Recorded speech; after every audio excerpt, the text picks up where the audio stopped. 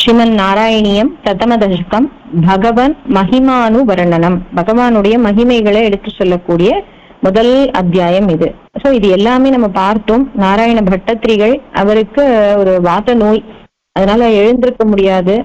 குருவாயூரப்பன் அந்த சன்னதிக்கு முன்னாடி 4 பேர் சேர்ந்து அவரை உட்காத்தி வைக்கிறா. உட்காத்தி வச்சுட்டு இந்த பக்கம் அந்த பக்கம் கூட திரும்பி கூட பார்க்க முடியாத அப்படி ஒரு சுச்சுவேஷன் தான் அவருக்கு. ஆனா குருவாயூரப்பன் என்ன சொல்லு, நீ கஷ்டப்பட்டு திரும்ப வேண்டாம்ப்பா, நான் அப்படி எட்டி பாக்குறேன் பாரு அப்படின்ற மாதிரி அழகா அப்படி 2 பேரும் பேசிண்டு, இந்த எப்படி நம்ம கிருஷ்ண அர்ஜுன சம்பாதேன்னு சொல்ற மாதிரி இங்க என்னன்னா பட்டத்திரிகளும் குருவாயூரப்பனும் அப்படியே சம்பாதம் பண்றா, திவ்யமான பேச்சுவார்த்தை மாதிரி அப்படி அழகா. அப்படிதான் இந்த ஸ்லோகங்கள் ஒன்னொன்னும் 100 நாட்கள் 100 தசகங்கள் பூர்த்தியாகும் பொழுதுதான் என்னன்னா பகவான் 99வது தசகம் பூர்த்தியாகும் பொழுது பகவானுடைய அந்த ரூபம் அழகா அவரே தரிசனம் கொடுக்கிற அந்த ரூபத்தை தான் மறுபடியும் 100வது தசகத்துல வர்ணிக்கிற. இப்போ முதல் தசகம் சொல்றது என்னன்னா சாந்திர ஆனந்த அவபோதாத்மகம். அப்போ சாந்திர அப்படிங்கிற பொழுது என்னன்னா ஒட்டி இருக்கிறது என்னன்னா ஆனந்தமும் ஆத்ம ஞானம்னு சொல்றோம், ஞானம்னு சொல்றோம் இல்லையா. அவபோதாத்மகம்னா ஞானம்னு அர்த்தம். சோ ஆனந்தமயமாகவும் ஞானமும் அப்படியே சேர்ந்து ஒட்டி இருக்கக்கூடியதாக இருக்கு உன்னுடைய திருமேனி. அப்படியேப்பட்டது என்னன்னா அந்த காலம், தேசம், காலம் இதெல்லாம் கடந்து இருக்கக்கூடியது. எத்தனையோ ஆயிரக்கணக்கான உபனிஷத்துக்கள்லாம் இருக்கு இல்லையா. நிகம சத சஹசிரேன நிர்பாசியமானம் அப்படின்னா ஆயிரக்கணக்கான, அதாவது உபனிஷத்துக்கள், வேதாந்தம் இதெல்லாம் விளக்குறது. ஏதோ எத்தனையோ சொல்லி பார்க்கறது, ஆனா அப்படியும் பூர்ணமா நம்மளுக்கு புரிய மாட்டேங்கிறது இல்லையா. அஸ்பஷ்டம், ஸ்பஷ்டம் அப்படின்னா நல்லா புரியறதுன்னு அர்த்தம். அஸ்பஷ்டம்னா அது இன்னும் புரிஞ்சுக்க முடியாததா இருக்கு. அப்படிப்பட்ட பிரம்ம தத்துவம் தான். ஆனா அது புரிஞ்சுக்க முடியலன்னு என்னன்னா தத்துவங்களை வச்சு மட்டும் பார்த்தா நம்மளுக்கு புரியறது இல்லை. ஆனா அந்த தத்துவம் என்னன்னா இதோ நீ குருவாயூரப்பனா நீ இருக்கியே, உன்னை பார்க்கும் பொழுதே, உன்னை தரிசனம் பண்ணக்கூடிய அந்த செகண்டே என்னன்னா பரம புருஷார்த்தமான மோட்சத்தையே அளிக்கக்கூடியதாக இருக்கே, எல்லாமே விளங்கக்கூடியதாக இருக்கே. அப்படியேப்பட்ட இந்த குருவாயூர்ல என் கண்களுக்கு புலப்படும்படி எதிர்க்க நிக்கிற இல்லையா, அப்படிப்பட்ட சாட்சாத் எதிர்க்கு குருவாயூரப்பனே நீதான் என்னன்னா அப்படி பிரகாசிக்கிற, குருவாயூரப்பனாக பிரகாசிக்க. அவரை பொறுத்த வரைக்கும் என்னன்னா குருவாயூரப்பன் தான் எல்லாத்துக்கும், அதாவது கண்ணன், அந்த கண்ணன் தான் நாராயணன், அந்த நாராயணன் மூலமா தான் இத்தனை பிரபஞ்சமும் தோன்றித்து. அதனால பாகவதத்தினுடைய 18,000 ஸ்லோகங்களுடைய சாரமாகத்தான் இந்த நாராயணியத்தையே கொடுத்திருக்க இல்லையா. அப்போ சாட்சாத் குரு பவனபுரே தத்தாவத் பாதி, பாதினாலே பிரகாசிக்கிறதுன்னு அர்த்தம். அதனால எங்களுடைய கண்களுக்கு புலனாகும்படி நீ அழகா பிரகாசிச்சுருக்கியே. இப்படிப்பட்ட இங்க யாரெல்லாம் இந்த குருவாயூரப்பனை பார்க்கிறாளோ அவெல்லாம் என்னன்னா ரொம்ப பாக்கியம் பண்ண ஜனங்கள் அப்படிங்கறத சொல்ற. 2வது ஸ்லோகத்தை பார்த்தோம். இப்படிப்பட்ட ஒரு கிடைத்தற்கரிய பொருள் என்னன்னா தோ எதிர்க்க சாட்சாத் இந்த குருவாயூரப்பனா எதிர்க்க இருக்கும் பொழுது, ஆனாலும் இந்த மனுஷாலாம் எதையோ தேடி போயிட்டு இருக்காள் இல்லையா. தன்னுடைய வாக்குனாலையும் மனசுனாலையும் தன்னுடைய உடம்புனாலையும் தன்வா வாஜா தியா, தியானா மனசுனால, வாஜானா வாக்குனால, தன்வானா உடம்புனால, இப்படி எதேதோ விஷயங்கள் எல்லாம் தேடி போயிட்டு இருக்காள். க்ஷுத்ரதைவ ஸ்புடேயம், ரொம்ப சீப்பான விஷயங்கள் இல்லையா, அததானே பின்தொடர்ந்து போயிட்டு இருக்கா. ஆனா நாங்கள்லாம் எப்படிப்பட்டவா, நாங்கள்லாம்ன்ற பொழுது என்னன்னா யாரெல்லாம் நாராயணம் வாசிக்கிறாளோ, அதே மாதிரி அங்க குருவாயூர்ல யாரெல்லாம் சேர்ந்து அங்க குருவாயூரப்பனை தரிசனம் பண்றாளோ அவ எல்லாரும் என்னன்னா அந்த துன்பத்தை போக்கக்கூடிய எல்லா ஜீவன்களுக்கும் உள்ள அந்தராத்மாவாக இருக்கக்கூடிய ஒன்ன நாடி வந்துட்டோம் நாங்கோ அப்படிங்கறத சொல்றோம். ஏதே தாவத்வயம் து ஸ்திரதர மனசா, ரொம்ப உறுதியான ஒரு மனசோட நீதான் எங்களுக்கு எல்லாருக்கும் எல்லா கஷ்டங்களையும் போக்கக்கூடியவன், சுகத்தை அளிக்கக்கூடியவன், மோட்சத்தையே கொடுக்கக்கூடியவன் அப்படின்னு ஒன்ன நாடி வந்துட்டோம் அப்படிங்கறத சொல்ல. விஸ்வபீடா பகத்தே அப்படிங்கிற பொழுது இந்த விஸ்வத்துல இருக்கக்கூடிய அத்தனை பேருடைய துன்பங்களையும் போக்கக்கூடியவனாக நீ இருக்க. அப்படி ஒரு அசையாத நம்பிக்கையோட நாங்கெல்லாம் வந்துட்டோம் அப்படிங்கறத சொல்ற. அடுத்த 3வது ஸ்லோகத்தை சொல்றது என்னன்னா நீ அப்படியேப்பட்ட தூய சத்துவ வடிவமாக இருக்க அப்படிங்கறத சொல்லி. ஆனா எல்லாம் சொல்லும்பொழுது என்னன்னா நீ கண்ணனாக ராமனாக அவதாரம் எடுக்கும் பொழுது பஞ்சபூதங்கள்னாலதான் உண்டாயிருக்கிறது மாதிரி தோன்றும். வெளியில பார்க்கறதுக்கு அப்படி இருக்கும், நம்மள போலவே தானே இருக்கான் கண்ணன், மனுஷா மாத்திர தானே இருக்கு அப்படின்லாம் தோணும். ஆனா நீ எதோடையுமே சேராம அப்படியே தூய ஞானம், அதே மாதிரி ஆனந்த உருவாகவே நீ இருந்துருக்க. தத்வத் சத்வாத் எதாச்சாதித பரசுக சித்கர்ப்ப நிர்பாச ரூபம் அப்படிங்கறத சொல்ற. அப்படியேப்பட்ட உன்னை என்னன்னா எத்தனையோ புண்ணியம் பண்ணவாளால்தான் அதனாலதான் ஸ்ருதிமதி மதுரே சுக்ரஹே விக்கிரஹேதே அப்படிங்கிற பொழுது எத்தனையோ பாக்கியம் பண்ணவாளாலதான் புண்ணியம் பண்ணவாளாலதான் என்னன்னா உன்னுடைய இனிமையான இந்த ரூபத்தை, ரொம்ப மதுரமான இந்த ரூபத்தை கண்டு தரிசனம் பண்ண முடியாது அப்படிங்கிறத சொல்ற. நிஷ்கம்பே நித்தியபூர்ணே 4வது ஸ்லோகத்துல சொல்ற. பரபிரம்மம் அப்படிங்கிறது என்னன்னா பொதுவா கடலுக்கு ஒப்பாக சொல்லுவான்.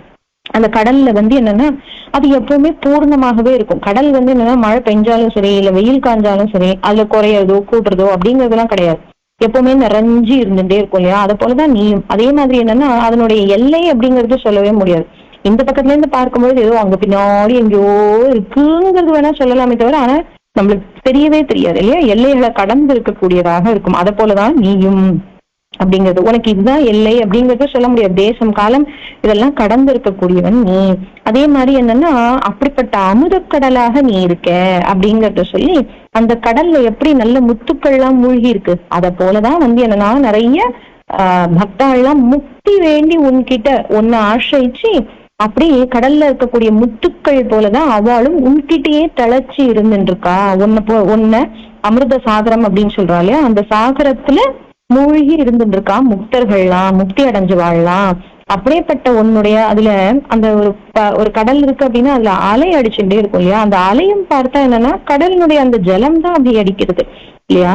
அதேதான் இங்கேயும் என்னன்னா அதுல இருந்து ஒரு அர்ச்சா மூர்த்தியாக ஒரு கோவில்கள்ல இருக்கக்கூடிய ஒரு க்ஷேத்திரத்துல இருக்கக்கூடிய அந்த திருவுருவம் எல்லாமே என்னன்னா அதுல இருந்து வரக்கூடிய அலைகள் போலதான். அவதாரமும் அதுல இருந்து வரக்கூடிய அலைகள் போலதான். அதனால பரமாத்ம ரூபம் தான் கடல் அப்படின்னா ஒரு அவதாரமும் சரி, அர்ச்சா மூர்த்தியும் சரி, எல்லாமே என்னன்னா அந்த அலைகளாகத்தான். அதுவும் ஜலம் தான், இதுவும் ஜலம் தான். அதுவும் அதே அந்த பரமாத்மா டீம் தான் வருது இல்லையா? அதனால அதை இங்க என்னன்னா ரொம்ப அழகா ஒரு திருஷ்டாந்தமா எடுத்துட்டு சொல்லிட்டு இருக்க. அது 4வது ஸ்லோகம். 5வது ஸ்லோகம் சொல்லும் பொழுது என்னன்னா உனக்கு ஜனனம் எடுக்கணும், அதாவது ஒரு பிறப்பு எடுக்கணும், பிறப்பு இறப்பு அப்படிங்கறதுலாம் எதுவுமே கிடையாது. இதுக்காக தான் பிறந்தேன், அதுக்காக தான் அப்படின்றதுலாம் ஒண்ணுமே கிடையாது. ஏன்னா ஜீவன்களை பொறுத்த வரைக்கும் என்னன்னா ஒரு கர்மானால மறுபடியும் ஜென்மா எடுத்துன்னு இருக்கா. ஆனா நீ எப்படியப்பட்டவன், எந்த ஒரு காரணமும் இல்ல நீ உன்னுடைய. அதனாலதான் அஜ அப்படிங்கிறது. அஜ அப்படின்னாலே என்னன்னா ஜனனமற்றவன் அப்படிங்கறத சொல்லுது. வியாபாரூபி, வியாபாரம் எதுவுமே கிடையாது. இந்த காரணத்துக்காக தான் நீ இப்படி தோன்றிருக்க அப்படிங்கறதெல்லாம் கிடையாது இல்லையா? அதனால எந்த ஒரு தோற்றமும் கிடையாது, மறைவு அப்படிங்கறதும் உனக்கு கிடையாது. ஆனா நீ என்ன பண்ற, படைப்பை ஆரம்பிக்கிறதுக்கு முன்னாடி என்னன்னா எல்லாம் உனக்குள்ள மறைஞ்சிருக்கு, அதுவே ஒரு சமயம் தோன்றுறது. அதனால நீ என்ன சுத்த சத்துவரூபமாக நீ தோன்ற அப்படிங்கறத சொல்லி 5வது ஸ்லோகத்துல. 6வது ஸ்லோகத்துல என்னன்னா உன்னுடைய திருமேனி எப்படியப்பட்டதாக இருக்கு அப்படின்னா ரொம்ப நல்லா டார்க் கிளவுட்ஸ்ன்னு சொல்றோம் இல்லையா? அது போல பிரத்யக்ர தாராதர லலித கலா யாவலி கேலிக்காரம் அப்படின்னா காயாம் பூக்கள்னு சொல்லுவாங்க. நீலம் ப்ளூ லில்லின்னு சொல்லுவாங்க இல்லையா? அந்த பூக்கள் எல்லாம் ஒன்னா சேர்த்து பொக்கே மாதிரி வச்சிருந்தா எப்படி இருக்கும் இல்லையா? ரொம்ப சாஃப்டாவும் இருக்கும், நறுமணத்தை கொடுக்கறதாவும் இருக்கும், அதே சமயம் ரொம்ப அழகா பார்க்கறதுக்கும் ரொம்ப அழகா இருக்கும் இல்லையா? அந்த மாதிரி ஒரு பூங்கொத்து போலதான் நீ இருக்க. அவ்வளவு அழகாவும் இருக்கு, பார்க்கறதுக்கும் அழகா இருக்கு, அதே மாதிரி நல்ல நறுமணத்தோடு இருக்கக்கூடியவனாக நீ இருக்க. அந்த கலரும் பார்த்தா டார்க் கலர் இல்லையா? அந்த மாதிரி அதே நீருண்ட மேகம் போலவும் டார்க் கிளவுட்ஸ் போலவும் இருக்கேன். அப்போ அழகெல்லாம் ஒன்னா சேர்ந்து லாவண்ய சேக்கசாரம் சுகிருதிஜன திருஷாம் பூர்வ புண்ணியாவதாரம், எல்லா புண்ணியங்களும் ஒன்னா சேர்ந்து ஒரே இடத்துல ஒரு ஒரு உருவத்தோட இருந்தா எப்படி இருக்குமோ அதை போலதான் நீ இருக்க. அதனாலதான் என்னன்னா மகாலட்சுமி தாயார் எப்பவுமே உன்னுடைய வக்ஷஸ்தலத்திலேயே வாசம் பண்ணிட்டு இருக்கா. எப்பவுமே உன்னை விட்டு பிரியறதுக்கு மனசு இல்லாம இருக்கா. ஏன்னா அங்கேயே லட்சுமி நிஷங்கலீலா, கொஞ்சம் கூட ஒரு சந்தேகமே இல்லாம எப்பவுமே உன்னுடைய ஹிருதயத்திலேயே விளையாடிட்டு இருக்கிறவளா இருக்கா. அப்படியேப்பட்ட அந்த திருமேனியை நான் எப்பவுமே மனசுல தியானம் பண்ணிக்கிறேன் அப்படிங்கறத சொல்றேன். அடுத்தது 7வது ஸ்லோகம். கஷ்டாதே சிருஷ்டி சேஷ்டா பகுத்தர பவ கேதாவா. இப்போ முதல்ல என்னன்னா ஆஹா நீ இப்படிப்பட்ட ஒரு பிறப்பை கொடுக்குறியே, இது எவ்வளவு கஷ்டம் இல்லையா? எல்லாருக்கும் எத்தனையோ கஷ்டங்களை கொடுத்துட்டு இருக்கியே அப்படின்னு எல்லாம் நான் முன்னாடி நினைச்சுட்டு இருந்தேன். ஆனா இப்போ அப்படி ஒரு எண்ணமே இல்லை. ஏன்னா அப்படிப்பட்ட ஒரு பிறப்பு கொடுக்காம இல்ல இந்த மாதிரி ஒரு கஷ்டம் கொடுக்காம உன்னை இப்படி ஒரு தரிசனம் பண்ண முடியுமா? இப்ப பட்டத்திரிகளுக்கே என்னன்னா இப்படிப்பட்ட ஒரு கஷ்டம் ஒரு வியாதி வந்ததுக்கு அப்புறம் தான் என்னன்னா பகவான்கிட்ட இன்னும் நெருங்கி போயிருக்க இல்லையா? அந்த மாதிரி நம்மளுக்கும் இப்ப கூட கீதையில பார்த்தோம் இல்லையா? நம்மளுக்கும் எந்த ஒரு காலம் எந்த ஒரு கஷ்டம் வந்தாலும் சரி அது பகவானை நோக்கி நம்மள செலுத்தக்கூடியதற்காகத்தான் இருக்கும் இல்லையா? எதுவுமே ரீசன் இல்லாம நடக்காதுன்னு அந்த மாதிரிதான் இந்த செய்தி. எதுவுமே என்னன்னா நீ எதற்காக பண்ற, நான் திருப்பி உன்னை வந்து அடையணும் அப்படிங்கிறதுக்காக தானே பண்றேன் இல்லையா? இல்லைன்னா இப்படி ஒரு பிறப்போ இப்படி ஒரு இதுவோ எனக்கு கொடுக்கல அப்படின்னா நான் எப்படி உன்னை இப்படி தரிசனம் பண்ணிருக்க முடியும்? என்னுடைய கண்களால இந்த திருமேனியை நான் எப்போ இந்த மாதிரி பருகிருக்க முடியும் இல்லையா? அதனால இது வந்து என்னன்னா இந்த அமிர்தத்துல நான் அப்படியே தளர்ச்சி விளையாடுற மாதிரி விளையாடிட்டு இருக்கேன். ஏன்னா அப்படிப்பட்ட ஒரு ஆனந்தம். ஏன்னா காதுகளாலையும் பகவத் விஷயங்களை கேட்கறதும் கண்களால தரிசனம் பண்றதும் என்னன்னா அந்த ஆனந்தம் இல்லையா அப்படிங்கிறத சொல்றது. அதனால பிறப்பு வந்து என்னன்னா கஷ்டத்தை கொடுக்கும்னு நான் முன்னாடி சொல்லியிருந்தேன். ஆனா அது இப்போ அப்படி நினைக்கவே இல்லை அப்படிங்கிறத சொல்றேன். அடுத்த ஸ்லோகத்தை 8வது ஸ்லோகத்தை சொல்ற, நீ ஒரு பாரிஜாதத்துக்கு ஒப்பாக சொல்றாரு. பகவான வந்து பாரிஜாத்தமாக நீ இருக்க. ஏன்னா உன்னை யார் அண்டி வராளோ வரவா எல்லோருக்கும் என்னன்னா அவ எதுவுமே கேட்கல அப்படின்னா கூட, அதனால்தான் அனபியர்த்தி தானப்பி எதுவும் வந்து எனக்கு இது வேணும் அது வேணும்னு கேட்கலன்னா கூட அவளுடைய மனசுல இருக்கக்கூடிய பாவத்தை வச்சுட்டு நீ எல்லாத்தையும் கொடுத்துடுறியே இல்லையா? அதனால எப்பவுமே நீ வந்து என்னன்னா பாரிஜாத்தமாக அவ எதுவும் விரும்பலன்னா கூட எல்லாத்தையும் கொடுக்குற. முக்கியமா என்னன்னா புருஷார்த்தங்கள் அத்தனையும் கொடுக்குற இல்லையா? மோட்சத்தையும் கொடுக்கக்கூடியவனாக இருக்க. இப்படி இருக்கும் பொழுது இந்திரலோகத்துல இருக்கக்கூடிய பாரிஜாத்தம் வந்து யாராவது விரும்புவாளா இல்லையா? அப்படின்னா என்ன அர்த்தம்னா இதை விட்டுட்டு வெளியில ஏதோ சுகம் கிடைக்கிறதுன்னு போவாளா? பகவான் வந்து எல்லாத்தையும் கொடுக்குறேன் அப்படின்னு இருக்கும் பொழுது மத்த இடத்துல ஏதோ சுகம் கிடைக்கிறதுன்னு நம்ம போக முடியுமா அப்படின்றத 8வது ஸ்லோகம். 9வது ஸ்லோகத்தை சொல்றார், காருண்யாத்து காமமன்யம். இது இந்த குருவாயூரப்பனுக்கும் மற்ற இதர தெய்வங்களுக்கும் இருக்கக்கூடிய ஒரு இது சொல்ற மாதிரி இருக்கும்.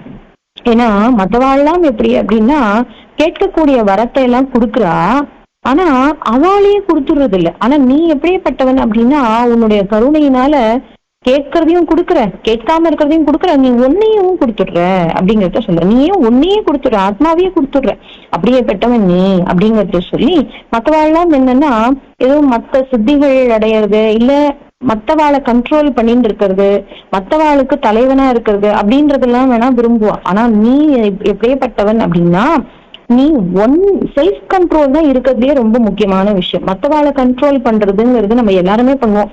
நீ இப்படிதான் இருக்கணும் அப்படிதான் இருக்கணும் அப்படிங்கிறதுதான். ஆனா நம்மளே கண்ட்ரோல் பண்ணிக்கிறோமானா அது இல்லை இல்லையா? அதனால செல்ஃப் கண்ட்ரோல் அப்படிங்கிறது தான் ரொம்ப முக்கியம். பகவான் வந்து ஆத்மராமனாக இருக்கக்கூடியவன், எல்லாத்தையும் ஒரு கண்ட்ரோல்ல வச்சுட்டு இருக்கக்கூடியவன். அதனால நீ உனக்கு நீயே வந்து என்னன்னா தலைவனாகவும் இருக்க. அப்படியேப்பட்ட ஒன்ன நாங்கள்லாம் நாடி வரோம் அப்படிங்கறத சொல்லி அடுத்த ஸ்லோகத்தை கடைசியில பகவத் சப்தம் உனக்குதான் பொருந்தும். ஏன்னா 6 குணங்கள் பூர்ணமாக இருக்கக்கூடிய வஸ்து நீதானே. ஐஸ்வர்யம், வீரியம், யசஸ், ஸ்ரீயஸ், அப்புறம் ஞானம், வைராக்கியம்னு சொல்லக்கூடிய 6 விஷயங்கள் அது எல்லாம் உனக்கு தானே இருக்கு இல்லையா?